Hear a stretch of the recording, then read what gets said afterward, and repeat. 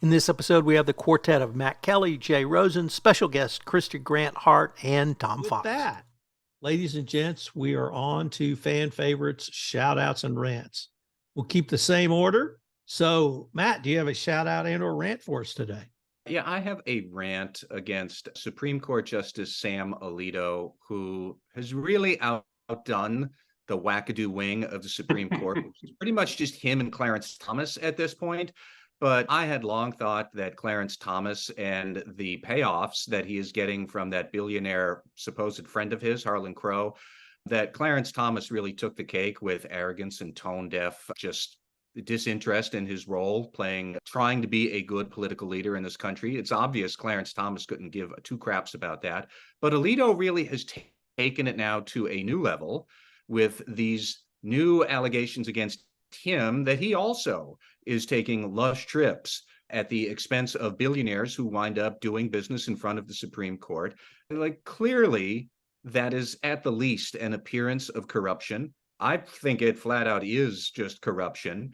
The only thing is that would Alito ever have voted against the interest of a billionaire anyways, in the goodness of his heart, if he hadn't been getting these sweetheart gifts?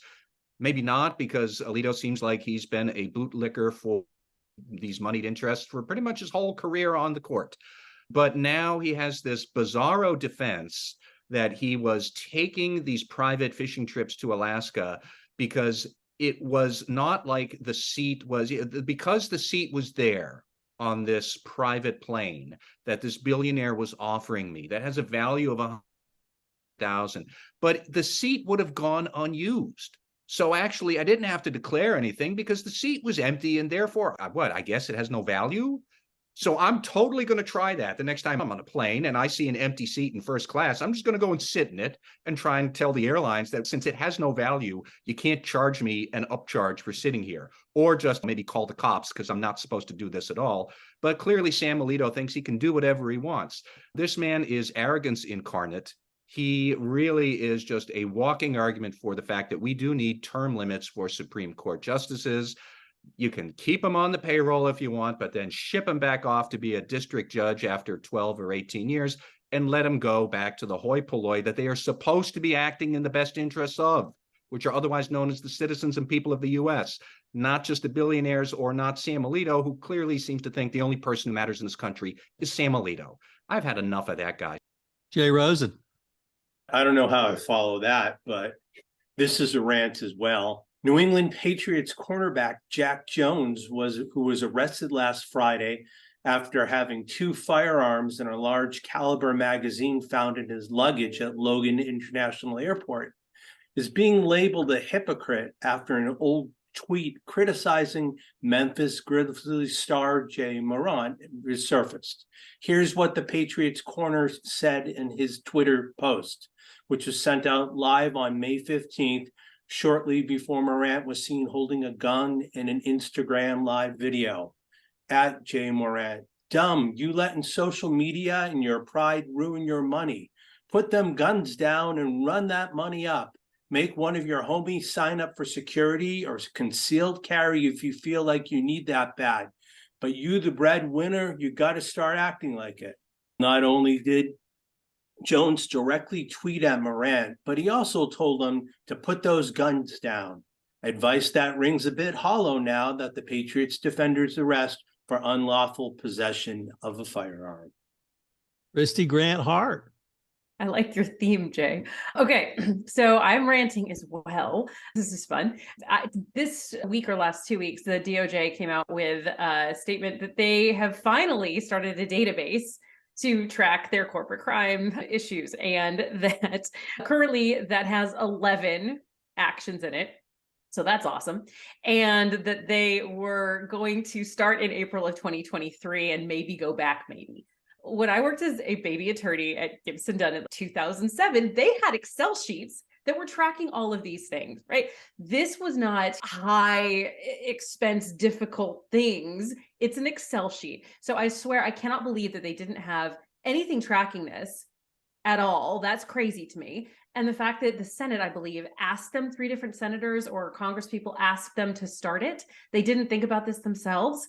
Frankly, I think they should call any of the major law firms and say, hey, can I get your Excel sheets so that I can put it into my database and make sure I have some information going forward. I just can't with that. Wow. These are high bars, guys. I'm going to be the contrarian. I'm going to have a shout out, and I'm going to shout out to John Aceti. John Aceti is a 93-year-old Kerrville resident who allowed me to tell his life story in the podcast. And it's the John Aceti story from last to first. And it's John's, literally his autobiography. John had an incredibly traumatic event as an 8-year-old in the 3rd grade when, in front of an entire class while reciting, he peed in his pants. And that stayed with him literally for all of his life. And for his first professional career, he went into education with the sole goal that would never happen to another child. And he became a teacher's assistant, a teacher. He went to college. He went to the Air Force, went to college on the GI Bill, became a teacher. Then he went to administration and became a principal.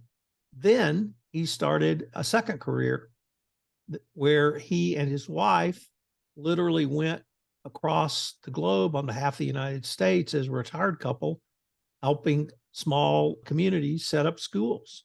And he did that. Then he retired to Kerrville and started his third career as an author. And at age 92, he published his 7th book.